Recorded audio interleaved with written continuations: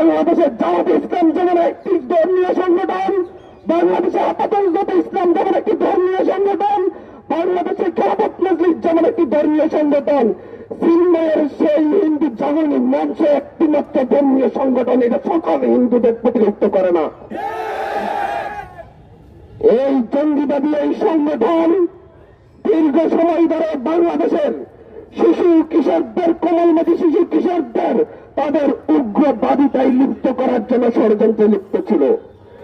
তারা শুধুমাত্র এদেশের মুসলিমদের উপর আঘাত করেনি, তারা দীর্ঘ সময় ধরে এদেশের আবহমান কাল ধরে চলে আসা বিভিন্ন সনাতনী ধর্মের মন্দিরগুলোতে হামলা করেছে। এই ইসকনের সদস্যরা আজকে শুধুমাত্র এখানে আমাদের আলিফ ভাইকে হত্যা করেনি, আপনারা ভুলে যাবেন না পাহাড়ি অঞ্চলের মুসলিম একজন ইমামকে হত্যা করেছিল।